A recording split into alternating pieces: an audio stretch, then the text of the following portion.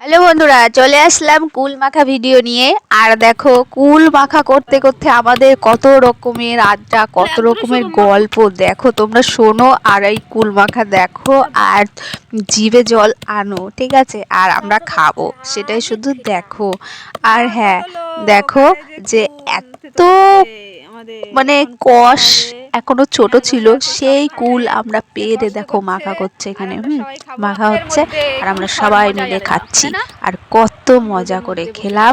আর এই গল্পটা করতে করতে এই পর্যন্ত ভিডিওটা শেষ করে দিলাম বন্ধুরা। এই মাখা হয়ে গেছে, কুল মাখা। আর শব্দগুলো শুধু শোনো আর জিভ থেকে জল ফেলো।